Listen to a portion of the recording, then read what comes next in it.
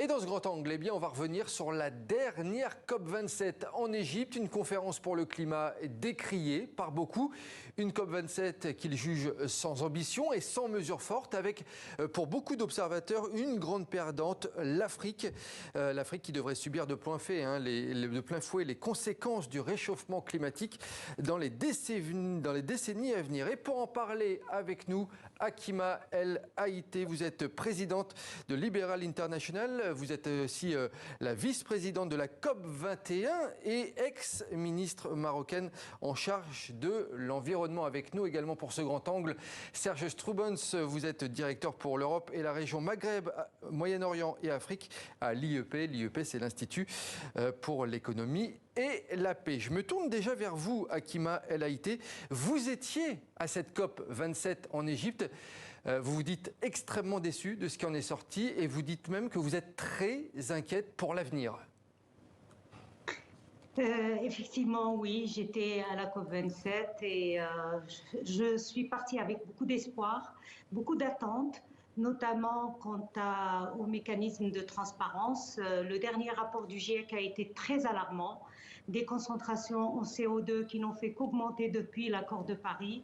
Et le minimum auquel je m'attendais, c'est de voir les pays émetteurs, les grands émetteurs, venir à la COP27. C'était déjà bien. Vous savez, quand je suis arrivée en Égypte, je leur ai dit, un indicateur de succès de cette COP, c'est la présence de chefs d'État. Il y avait beaucoup de chefs d'État. Et donc, pour moi, c'était un grand indicateur de réengagement politique de ces chefs d'État. Mais j'étais lamentablement déçue par les résultats. Aucun engagement, aucune mesure concrète de réduction des gaz à effet de serre. Hakima El Haïté, pourquoi vous êtes inquiète également? Vous avez peur qu'on revienne également sur l'accord de Paris. C'est ça qui vous inquiète pour l'avenir?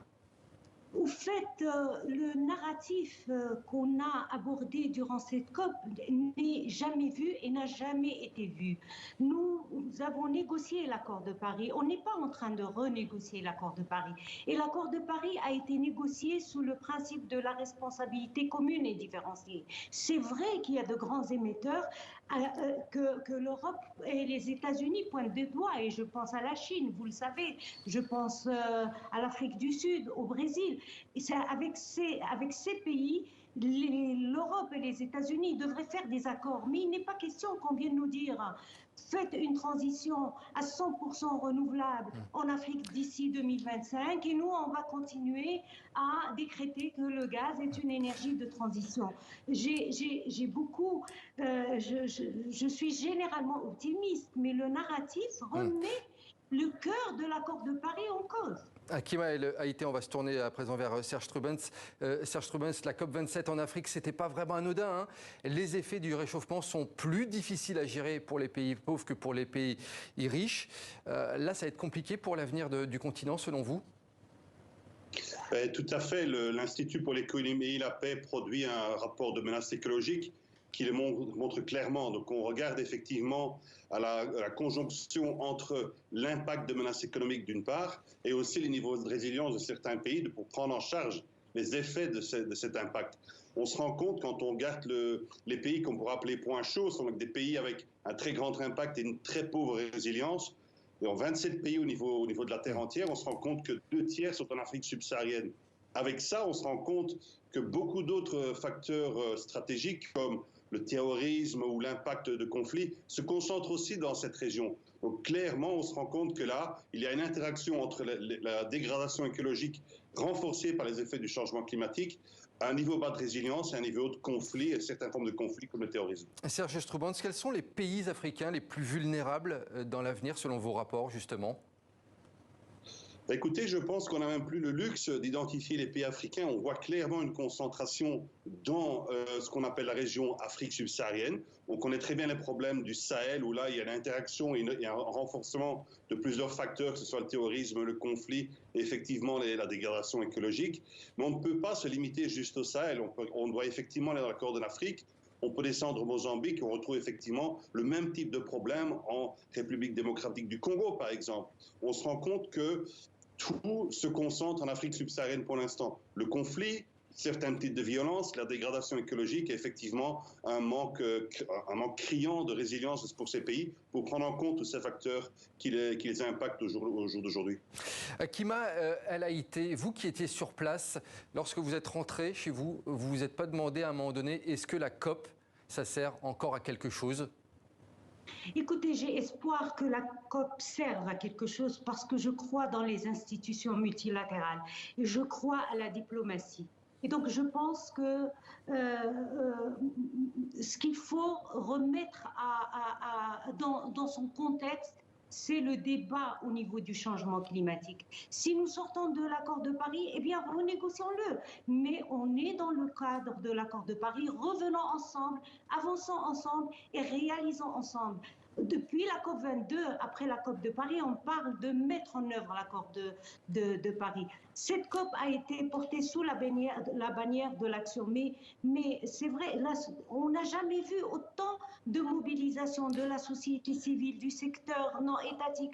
Et pourtant, on ne bouge pas, on revient en arrière. C'est vrai qu'on a avancé d'un pas en adoptant, pas en adoptant le mécanisme, mais en se mettant d'accord qu'on va créer un mécanisme qui va encore nécessiter du temps. Moi, je dis, plus on atténue le CO2 et on diminue les concentrations en CO2, moins on aura besoin de nous adapter et moins on aura besoin d'argent pour réparer les dégâts, des dommages et catastrophes naturelles. Et donc, il faut agir et ce n'est pas aux pays vulnérables d'agir. Ce sont les pays émetteurs qui émettent 80% des émissions qui doivent apporter 80% de solutions dans leur propre pays, qu'ils ne viennent pas nous dire « nous, on va continuer dans le gaz et vous allez faire du renouvelable ».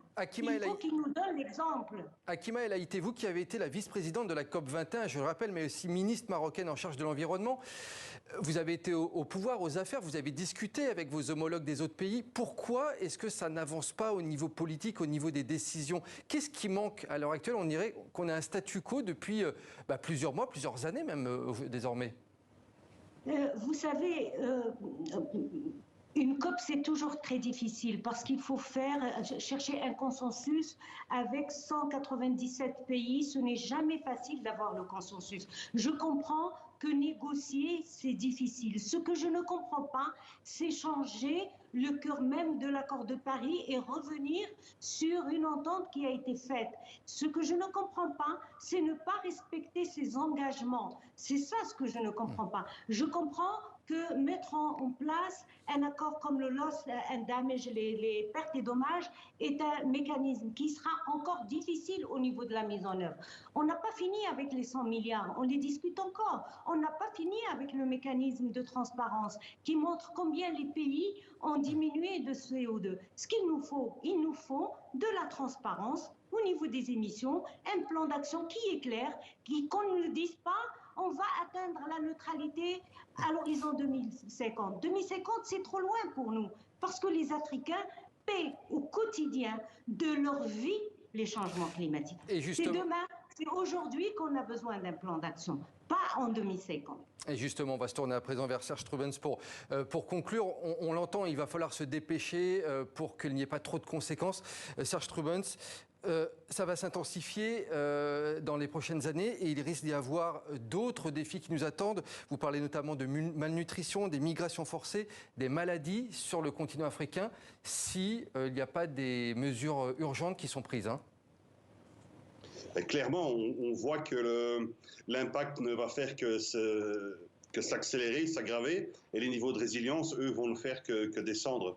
Donc clairement, le plan d'action qu'il faut avoir, c'est générer un genre de mitigation de l'impact possible et en même temps augmenter le niveau de résilience de certains pays. On voit effectivement aujourd'hui des chiffres qui sont déjà très négatifs pour tout le continent d'Afrique subsaharienne et on se rend compte aussi que c'est ce continent-là, au niveau mondial, qui a la plus grande pression démographique.